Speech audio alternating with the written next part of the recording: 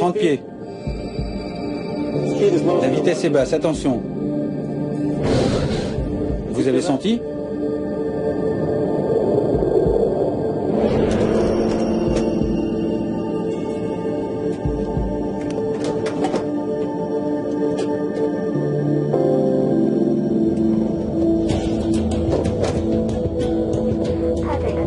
Allez au point Echo Foxtrot 1, 2, 6 et maintenez. 25 mai 2002.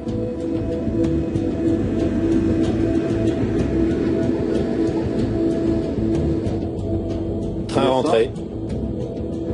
Un 747 de la compagnie China Airlines décolle de la capitale taïwanaise, Taipei. Taipei approche Dynasty 611. En montée, passant 1600 pieds.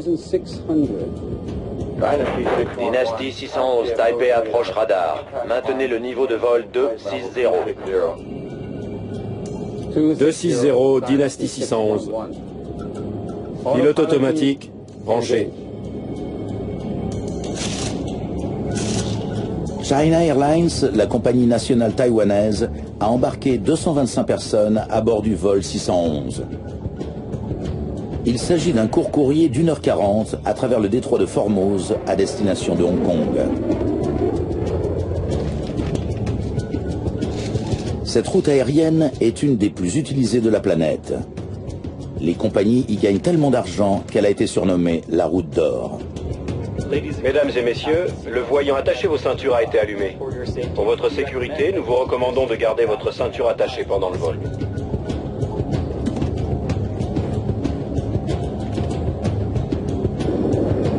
Quelques minutes après le décollage, le vol 611 s'élève au-dessus du détroit. Le pilote automatique contrôle la montée.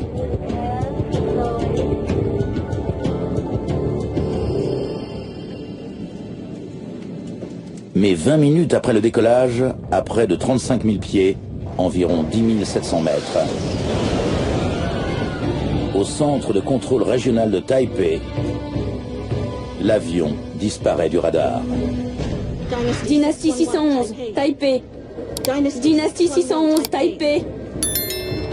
China Airlines 611 a disparu de mon radar. Il se trouvait à la longitude 119,67 degrés est et à la latitude 23,98 degrés nord. Les autorités lancent rapidement une des plus grandes opérations de sauvetage de l'histoire de l'aviation taïwanaise.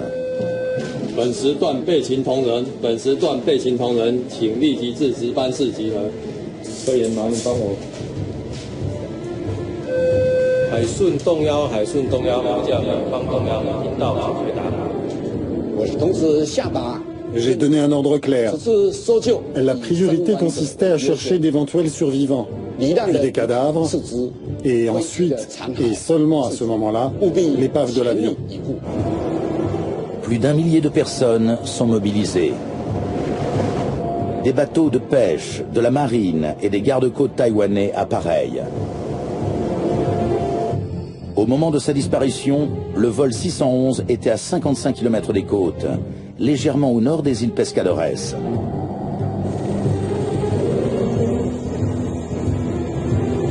Les sauveteurs retrouvent des débris qui flottent dans le détroit. La première chose qu'on a repérée, ça a été une grande quantité de débris.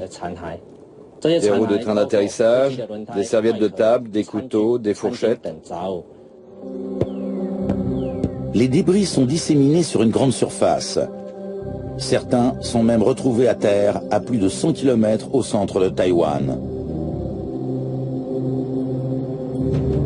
Pendant ce temps, le Conseil de sûreté aérienne de Taïwan, l'ASC, commence son enquête sur l'avion de 22 ans. Un 747-200 livré le 2 août 1979. Kei Yang, le directeur général de l'ASC, dirige l'enquête. Le poste de commandement sera sur les îles Pescadores. Allons-y.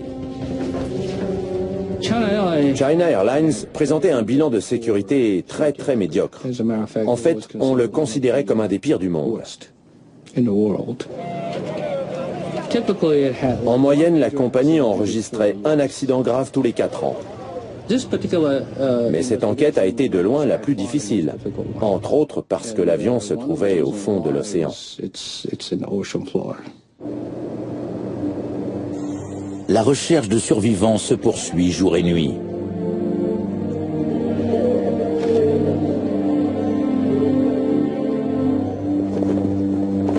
Il y avait 225 personnes à bord de l'avion.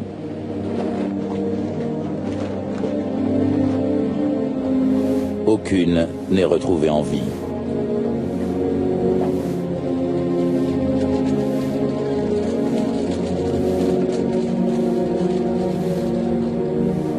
Les corps sont regroupés sur les îles Pescadores pour être identifiés et autopsiés.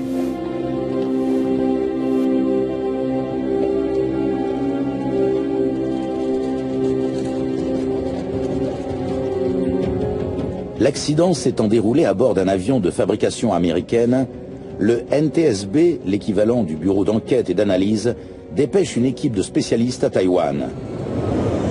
Ils sont sous la direction de John Dolicy, resté à Washington.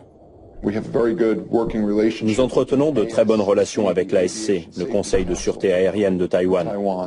Donc nous savions qu'ils demanderaient et apprécieraient notre aide dans cette enquête.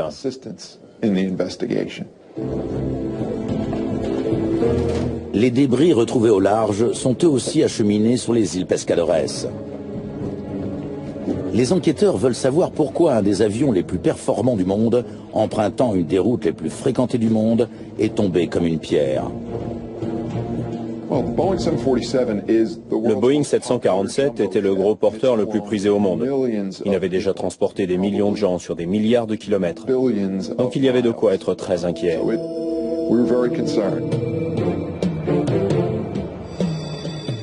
Bonjour, j'ai hâte de voir vos données. Des radars au sol sophistiqués qui ont suivi le bref trajet de l'avion devraient permettre de se faire une idée bien plus précise du déroulement du vol que les radars du contrôle de circulation aérienne. Kei Young découvre le premier indice important. Le radar a suivi l'avion qui est monté sur le cap prévu à 35 000 pieds, moment auquel le signal se divise. L'éclatement est très visible. Lorsque l'événement s'est produit, il semble qu'il y ait eu 3 ou 4 morceaux d'avion de bonne taille visibles au radar. Ils se sont mis à dériver et à se disséminer en tombant. Nous savions donc que l'avion s'était disloqué en vol.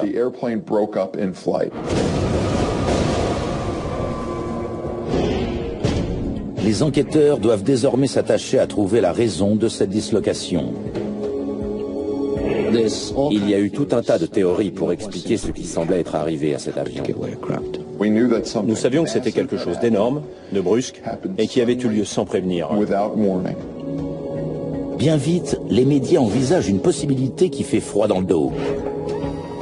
Le vol 611 aurait été abattu. Pékin et Taipei entretiennent des relations conflictuelles. La Chine ayant déjà tiré des missiles sur Taïwan par le passé, la presse la soupçonne d'avoir abattu le vol 611.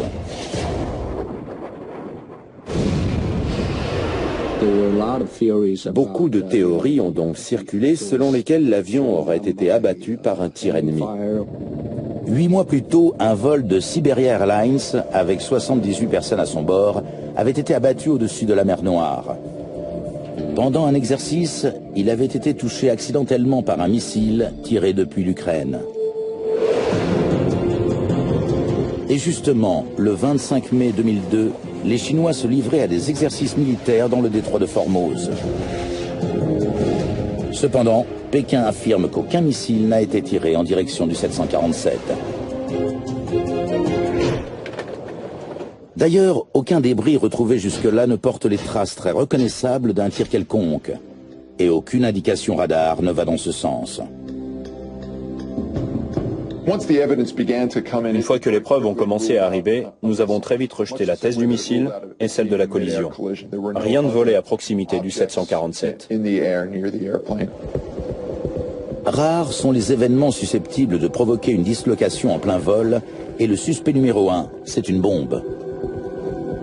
Les médecins légistes qui autopsient les cadavres cherchent des traces de brûlures et de shrapnel. il n'en trouve aucune. Le revêtement métallique de l'avion serait déchiqueté et recourbé d'une façon spécifique s'il y avait eu une bombe à bord. Mais il n'y a aucun dégât de ce genre. Malgré tout, pour rejeter complètement la thèse de l'attentat, il faut retrouver d'autres débris. C'est tout pour les débris flottants. L'équipe du NTSB arrive à Taïwan. Clint Cruikshanks, NTSB, enchanté. De même, nous n'avons encore que peu d'éléments. Spécialiste de la structure, Cruikshanks connaît très bien le 747. Je n'avais pas d'opinion toute faite, parce que c'était le premier gros accident que j'étudiais pour le NTSB. On n'a pas tiré grand-chose des débris flottants. Tout ce qu'on sait, c'est que c'est une dislocation. Les autorités aériennes de Taïwan refusant de courir le moindre risque, elles clouent au sol la flotte de 747-200 de China Airlines en attendant qu'elle soit inspectée. Cette décision fait monter la pression d'un cran sur les enquêteurs pour qu'ils découvrent rapidement ce qui s'est passé. Merci pour ces documents. Pour le NTSB, cet accident ressemble fortement à un des drames aériens les plus étudiés de l'histoire. Celui du vol TWA 800 survenu 6 ans auparavant. Comme le vol China Airlines, il s'est disloqué en plein vol pendant la montée, avant de s'abîmer dans l'océan au large de New York peu après le décollage. Le vol TWA 800 a été la plus grosse enquête du NTSB, et elle a duré environ 4 ans. Ce travail minutieux a fait apparaître un défaut de conception du 747. Le câblage près d'un réservoir pouvait provoquer une étincelle et mettre le feu au carburéacteur. Selon le NTSB, c'est la cause probable du drame. Et à Taïwan, les enquêteurs sont surpris par les similitudes entre ces deux vols. Tous deux étaient des 747. Tous deux se sont désintégrés sans avertissement pendant la montée. Et tous deux ont décollé par une journée torride. Justement, la chaleur est peut-être à l'origine du drame de la TWA. L'avion a patienté sur l'air d'envol en faisant tourner l'air conditionné. Et l'air chaud de la climatisation a peut-être provoqué une surchauffe du carburéacteur. Les premiers indices laissent penser qu'il s'agit d'une répétition du même problème.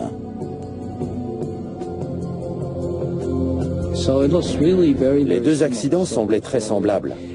Donc nous nous sommes immédiatement concentrés sur le réservoir central.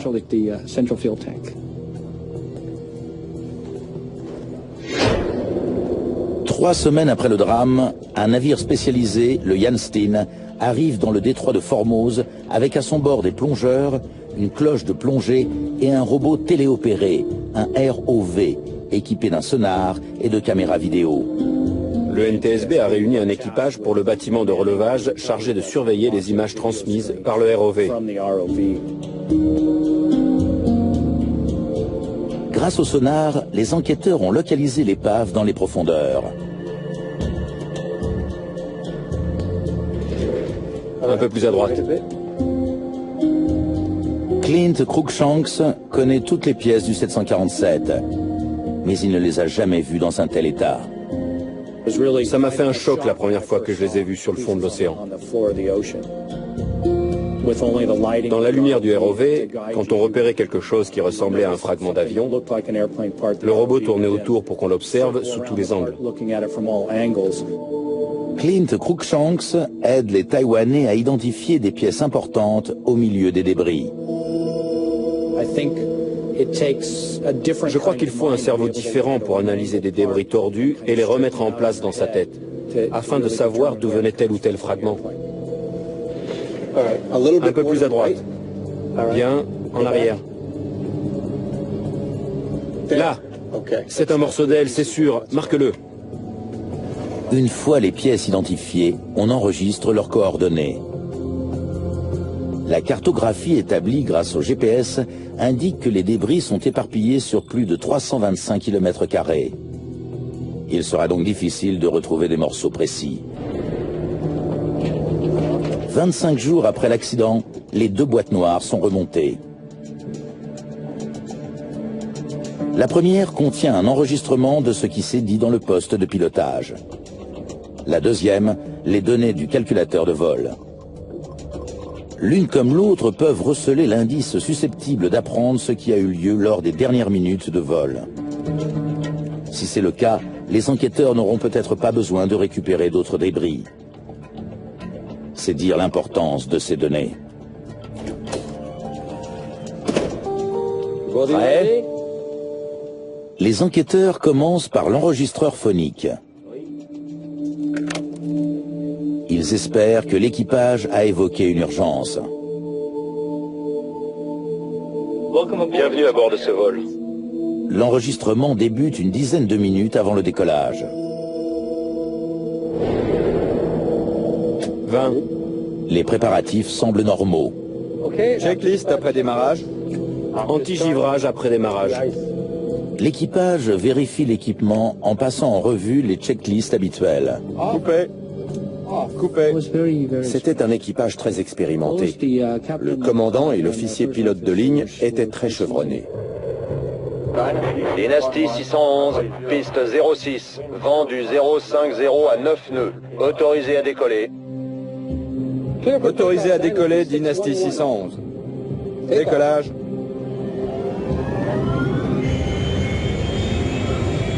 « 80 nœuds. Compris. V1. Rotation.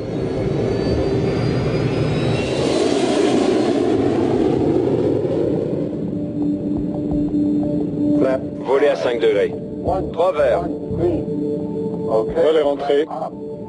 Les enquêteurs écoutent la conversation, mais ils veulent aussi savoir si l'avion émettait des bruits inhabituels.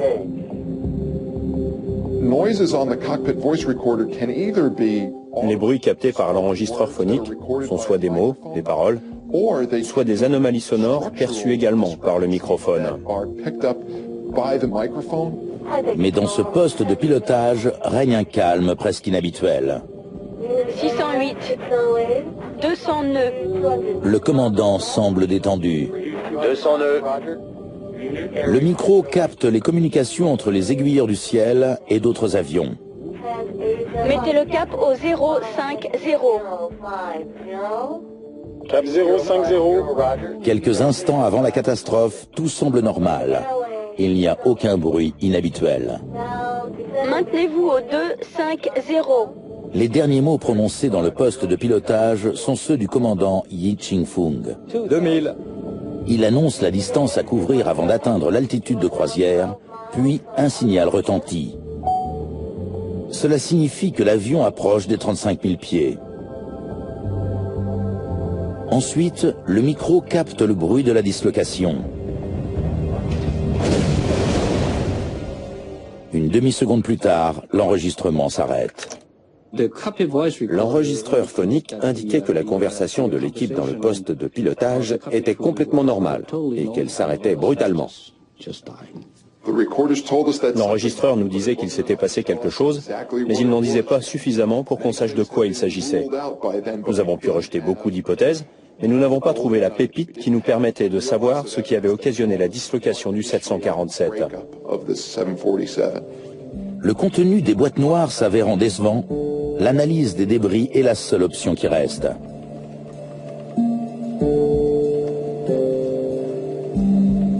Les enquêteurs se concentrent sur les fragments susceptibles d'infirmer ou de confirmer le lien avec le vol TWA.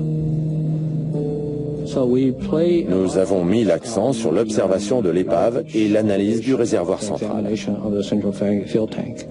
Le 12 juillet, 48 jours après l'accident, Attends. À gauche, s'il te plaît. les recherches sont couronnées de succès. Bon. C'est bien le réservoir central. Marque-le pour le relevage.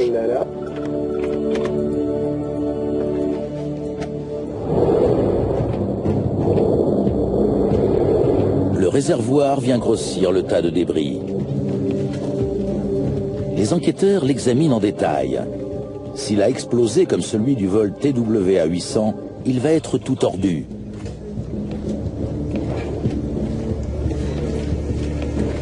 et le métal sera courbé vers l'extérieur. Mais le réservoir n'a pas cette allure. Le réservoir central était presque intact. Et le métal est tordu vers l'intérieur. Contrairement au réservoir du vol TWA, celui-ci n'est pas enduit de suie. Or, il le serait si le carburéacteur avait brûlé.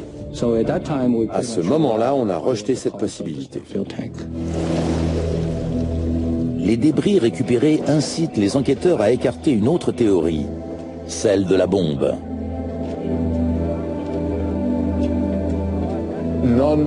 Aucune pièce ne portait de traces de suie ou de dégâts dus à des explosifs. L'accident n'est donc pas une répétition du drame de la TWA et le vol 611 n'a pas été victime d'un attentat. Les enquêteurs sont désormais à court de piste. Les spécialistes remarquent quelque chose d'intéressant en examinant des petites grilles d'aération repêchées au fond de l'eau.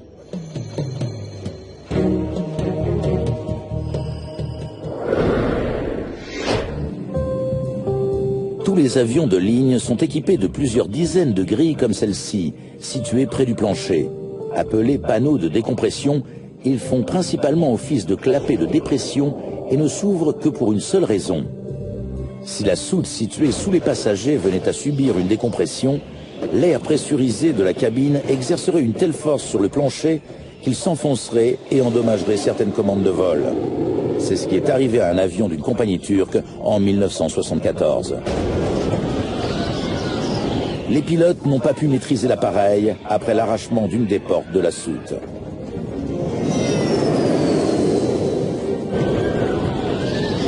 On n'a plus rien! Si le plancher ne s'était pas effondré, les pilotes auraient peut-être pu reprendre le contrôle.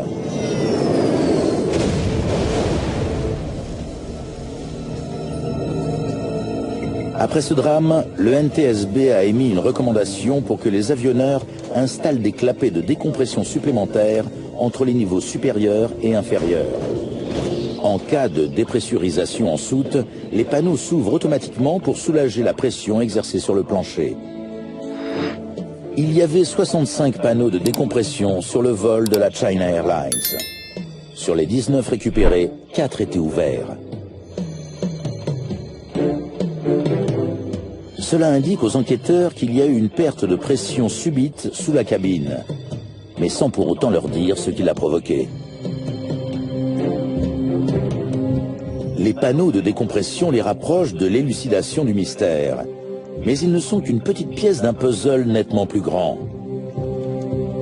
Il y a des centaines de fragments d'épave à analyser, et Kei Yang se demande si certains d'entre eux peuvent lui dire où la décompression s'est produite.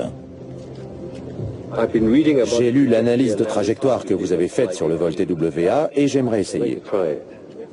L'analyse de trajectoire balistique est une technique que le NTSB a utilisée pour savoir comment le vol TWA 800 s'est désintégré.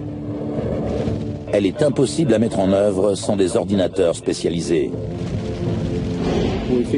Comme l'avion s'était disloqué en vol, on s'est dit que l'analyse balistique que le NTSB avait faite pour le vol TWA 800 pourrait nous être très utile. Elle devrait nous permettre d'analyser la trajectoire des débris en vol. Cette analyse part d'un constat simple. Les morceaux qui se sont détachés en premier ont touché l'eau en premier. Si les enquêteurs parviennent à établir desquels il s'agissait, ils sauront où le problème est apparu. Le radar qui surveillait la montée a également capté la chute de certains de ces débris. Lors de leur récupération, leur emplacement a été répertorié.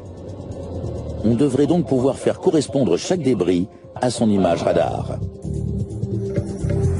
Les enquêteurs connaissent la vitesse du vent du jour de l'accident et ils obtiennent des renseignements précis concernant les courants marins. Les dernières pièces du puzzle proviennent de l'enregistreur de paramètres. Il s'agit de l'altitude, de la vitesse et de la direction de l'avion au moment de la dislocation.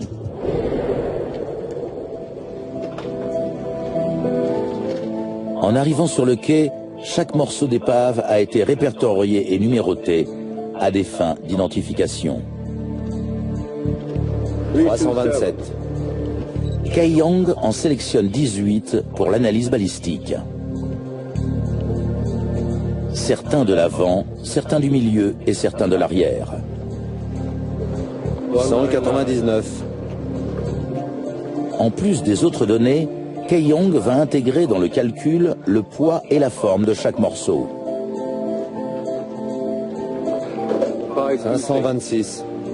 En fonction de l'endroit où les fragments sont tombés, l'ordinateur devrait déterminer lequel est tombé le premier. Pouvons-nous voir quand chaque fragment s'est détaché?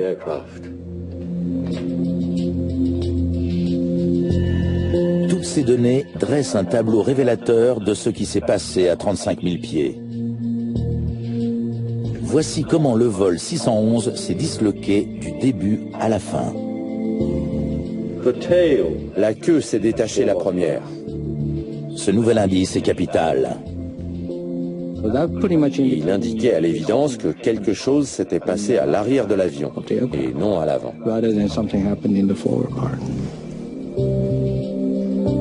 Les enquêteurs insistent donc pour qu'on retrouve des fragments de l'arrière de l'appareil.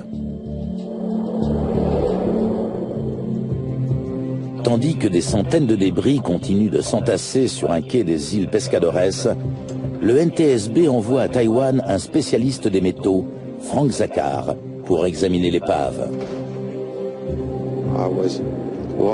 Je marchais sur le quai où les débris étaient stockés et je me suis approché du numéro 640. J'ai remarqué que certaines portions étaient bizarres et je voulais les examiner plus en détail. Ce morceau de ferraille est la pépite que les enquêteurs cherchaient. On s'est dit Eureka. On tenait peut-être quelque chose. Salut, c'est Franck. Je crois qu'on a votre pépite. Le débris numéro 640 va permettre aux enquêteurs de remonter le temps et de découvrir que le drame du vol 611 s'est en fait noué 22 ans auparavant.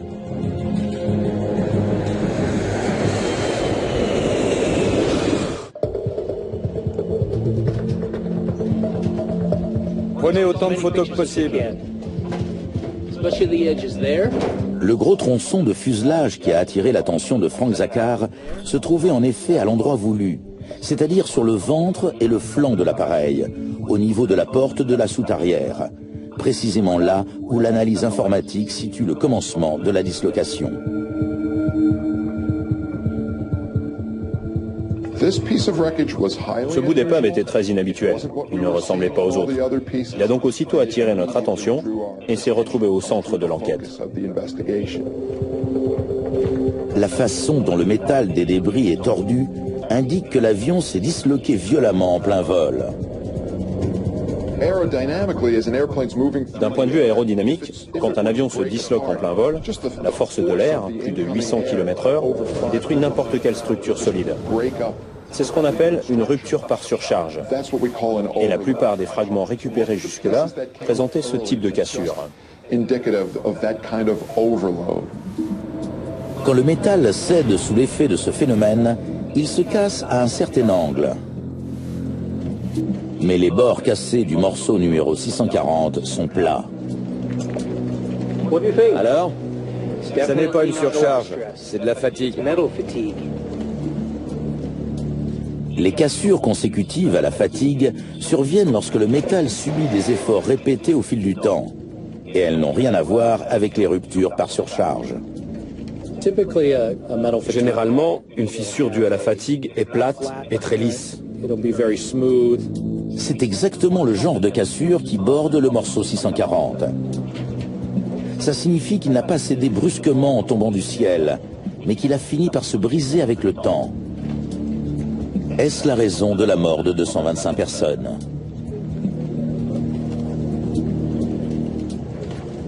On avait encore beaucoup de travail. Il fallait faire une analyse détaillée du fragment pour déterminer s'il était responsable de l'accident. Mais un autre élément distingue ce morceau des autres. Il est muni d'une pièce métallique appelée plaque de renfort, l'équivalent d'une rustine sur une chambre à air.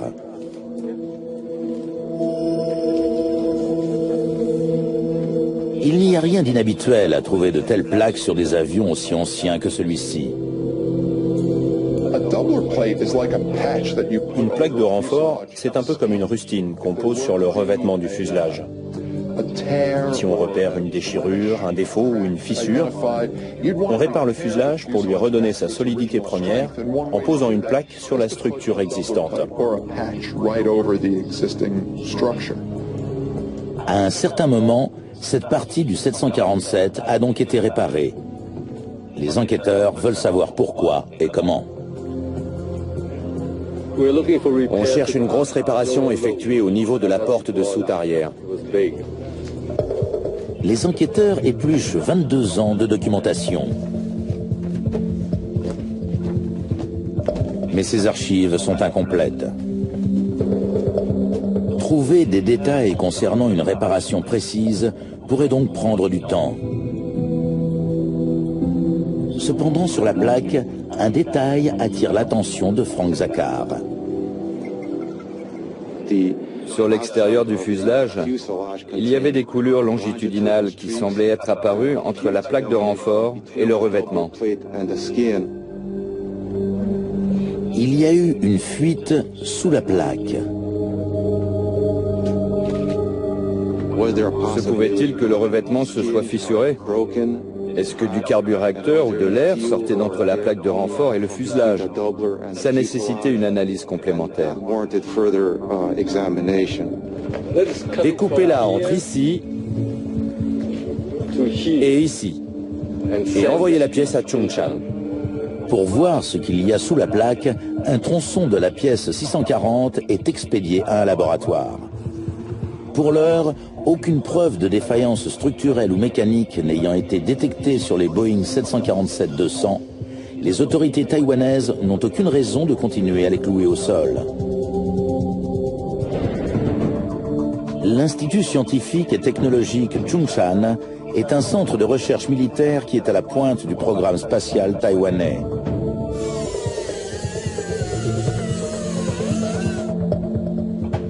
L'examen de la pièce 640 commence.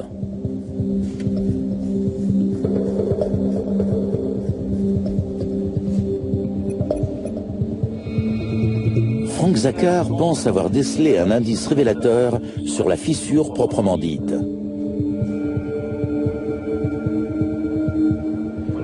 En examinant la surface de la fracture, j'ai constaté qu'elle était couverte d'oxyde d'aluminium. C'est pour ainsi dire l'équivalent de la rouille sur une voiture. Après des années d'exposition à l'oxygène, les métaux finissent par changer de couleur. Cette décoloration indique aux enquêteurs que cette fissure est apparue depuis longtemps.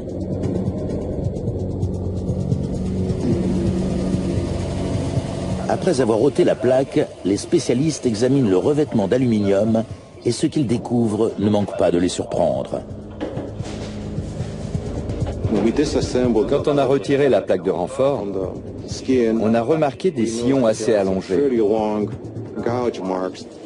Et ils sont plus profonds que ce qu'une plaque de renfort est censée réparer. On s'est dit, on a peut-être trouvé quelque chose. L'analyse de la documentation finit elle aussi par payer. Elle contient une allusion brève à une mésaventure survenue 22 ans auparavant. L'avion avait alors 6 mois. La vitesse est basse, attention. La queue a raclé la piste à l'atterrissage. Vous avez senti? Ça arrive lorsqu'un avion décolle ou atterrit avec une assiette trop importante. Dynasty 009, Hong Kong Tour. Il y a eu de la fumée et des étincelles sur votre queue à l'atterrissage. Compris, Tour. On va regarder ça. On a tapé. Mieux vaut le signaler. C'est quelque chose de relativement courant. Ça n'est pas très bon et certains avions sont même équipés de ce qu'on appelle un patin de queue à cet endroit du fuselage. Quand la queue est trop proche du sol, pour éviter d'abîmer le revêtement de l'avion, c'est le patin qui encaisse les dégâts. Les réparations de ces dégâts font partie de la routine et les enquêteurs veulent savoir comment China Airlines les a effectués. Mais ils ne trouvent qu'une mention laconique de cette intervention dans le journal de bord. C'est tout? C'est tout ce qu'on a trouvé. Presque aucun détail n'est fourni. China Airlines a répondu qu'elle ne pouvait retrouver aucun des documents concernés. Et quand on a commencé à les chercher, on n'a rien trouvé non plus. La compagnie nous a dit qu'ils avaient dû se perdre.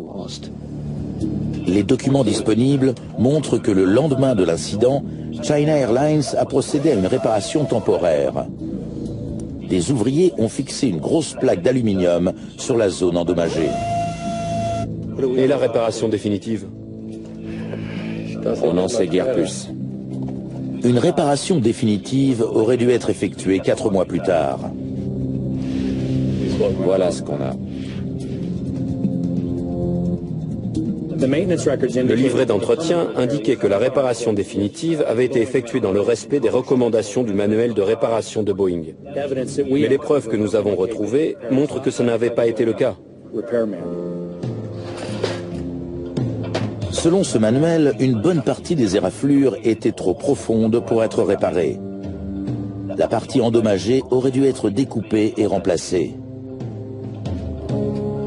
Il faut respecter certaines procédures. Le manuel de réparation structurelle de Boeing indique très clairement ce qu'on doit faire, étape par étape. 22 ans plus tard, les enquêteurs constatent que pour une raison ou pour une autre, la partie endommagée n'a pas été remplacée, les éraflures étant toujours visibles. Les techniciens de maintenance de la compagnie expliquent que comme la partie abîmée était trop grande pour être découpée, ils l'ont poncée.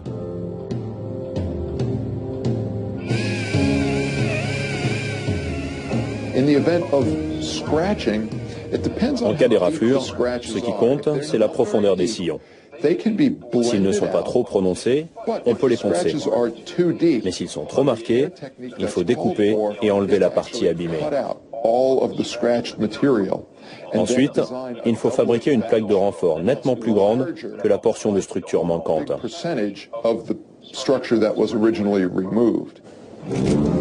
Mais les éraflures n'ont pas été découpées. Elles sont toujours visibles. Et les techniciens de maintenance ont commis une dernière erreur. Ils ont posé la plaque de renfort juste par-dessus la partie éraflée. La pièce qu'ils ont utilisée n'était pas 30% plus grande que le morceau abîmé. En fait, par endroits, elle était tout juste assez grande pour couvrir la partie endommagée. Si les techniciens n'ont pas respecté les instructions de l'avionneur, la façon dont ils ont décrit les réparations dans le journal de bord a donné l'impression qu'elles avaient été faites dans les règles. C'est pourquoi pendant 22 ans, ceux qui ont lu cette ligne ont supposé que la partie abîmée avait été découpée comme elle aurait dû l'être. Les pièces du puzzle commençaient à s'assembler. Une fois qu'on a repéré la pièce portant des traces de fatigue, on a compris qu'elle provenait d'une réparation qui n'avait pas été effectuée correctement et que l'avion avait volé pendant 22 ans En montée, passant 1600 pieds. Tout s'est expliqué. En couvrant une réparation mal faite avec une plaque de renfort et en présentant cette intervention comme respectueuse des instructions de Boeing, les techniciens ont parfaitement dissimulé leur erreur. Ce qui était très insidieux, c'est que la plaque de renfort masquait l'étendue des dégâts. Si vous n'étiez pas là au moment de la réparation, vous ne pouviez pas savoir qu'elle avait été faite de travers. Vous ne pouviez que supposer que la structure en dessous avait bien été découpée comme prévu. Au cours des 22 ans qui suivent, à chaque fois que l'avion décolle, le problème s'aggrave un peu plus. À l'intérieur d'un avion de ligne, l'air est pressurisé. Pendant la montée, on fait entrer de l'air dans la cabine pour que la pression intérieure soit plus importante que la pression extérieure. C'est comme quand on gonfle un pneu. L'air à l'intérieur pousse les parois. À chaque fois que la pression augmentait à l'intérieur du fuselage, la fissure risquait de s'ouvrir de quelques centimètres, ou de quelques microns, ou de quelques millimètres. Le revêtement de l'avion se dilate et se contracte un peu plus à chaque fois. N'ayant pas été correctement réparées, les fissures s'élargissent et s'étendent au point, pour certaines, de mesurer jusqu'à 2,30 m. Si on avait une carte de leur évolution, on constaterait une croissance lente au début, puis au fil du temps de plus en plus rapide. La petite éraflure constitue en fait un gros problème. Et en mai 2002, pendant la montée du vol CA611, ce gros problème va tuer 225 personnes. L'avion prenant de l'altitude, le fuselage a été soumis à une pression suffisante pour que cette fissure grandissante atteigne une taille critique. De là, elle s'est étendue comme une toile d'araignée dans toutes les directions. Elle a certainement fini par faire tout le tour du fuselage, si bien que le tronçon arrière de l'avion s'est détaché du reste de la structure. Le 747 plonge aussitôt, et la force de l'air réduit rapidement en lambeaux ce qui reste du fuselage.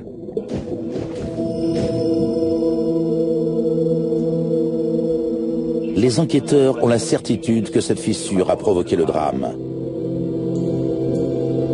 Ils vont maintenant constater que China Airlines avait bien failli la déceler, ce qui aurait sauvé la vie des 225 personnes qui se trouvaient à bord. Ce Boeing 747 avait été en service de manière régulière pendant les 22 ans qui avaient suivi la réparation défectueuse. Il avait décollé et atterri plus de 20 000 fois. Et bien sûr, au fil des ans, les techniciens l'avaient examiné. Des maintenances régulières sont prévues par Boeing et elles sont obligatoires. Pourtant, la grosse fissure en formation à l'arrière de l'avion a échappé à toutes les inspections. Un accident survenu aux États-Unis a bien failli permettre à China Airlines de découvrir le problème caché. En 1988, le haut d'un Boeing 737 d'Aloha Airlines vieillissant a été arraché. Suite à cet accident, la FAA, l'autorité fédérale de l'aviation civile américaine, a rédigé une procédure d'inspection pour les avions anciens. Les compagnies aériennes du monde entier ont dû examiner leurs appareils en quête de traces éventuelles de corrosion ou de fissures. Cette réglementation exigeait des compagnies qu'elles vérifient toutes les réparations faites sur la structure. Après avoir comparé le livret d'entretien et les réparations effectuées, il aurait fallu enlever la plaque et réparer à nouveau. China Airlines effectue la première étape voulue par cette nouvelle procédure en 2001, un an avant le drame. La compagnie repère et photographie 31 plaques de renfort sur ce 747, dont celle qui recouvre la fissure fatidique. Ces photos prouvent qu'un indice qui a échappé à China Airlines aurait pourtant pu attirer son attention sur le risque que courait l'avion. En examinant les photos de la réparation, on a remarqué des problèmes qui auraient pu justifier une analyse supplémentaire. Les enquêteurs remarquent une tache brunâtre à l'extérieur de l'avion. Celle-là même qui a fait penser à Frank Zakhar qu'il pouvait y avoir eu une fuite sous la plaque de renfort. Mais pourquoi n'a-t-elle attiré l'attention de personne avant qu'il ne soit trop tard? Pendant des années, les passagers qui ont emprunté ce 747 ont eu le droit de fumer et l'air de la cabine était saturé de nicotine. Et la fumée avait fui par la fissure. Au fil du temps, cette fumée avait laissé une traînée de nicotine à l'extérieur. C'était vraiment flagrant. N'importe quel technicien de maintenance expérimenté aurait dû la repérer immédiatement. China Airlines avait interdit de fumer à bord de ses avions 7 ans avant l'accident. Ça signifie que la fissure était là depuis au moins 1995. Mais au lieu de chercher l'origine de cette tache, il faut procéder à la nouvelle inspection lors de la prochaine grande visite. China Airlines a programmé la deuxième étape de la procédure de la FAA, l'inspection détaillée des réparations. Ce sera la vérification 7C. Pour le moment, elle est prévue pour le 2 novembre 2002. Mais le 747 ne tiendra pas jusqu'à cette date. il se disloquera au-dessus du détroit de Formose 5 mois avant l'inspection qui aurait sans nul doute permis de découvrir la réparation mal faite. Les enquêteurs veulent éviter qu'un accident de ce genre ne se reproduise.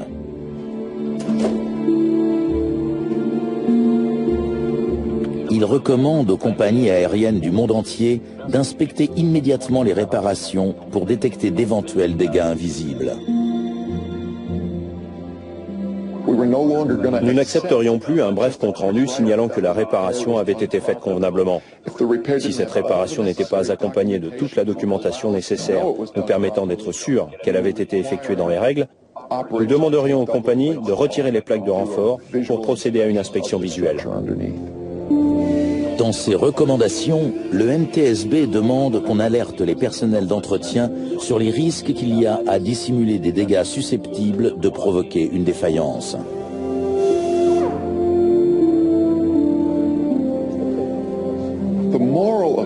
La morale de cette histoire, c'est qu'une réparation doit être effectuée correctement. Un mécanicien qui intervient sur un avion ne pense pas forcément aux gens qui vont voyager à bord 20 ans plus tard.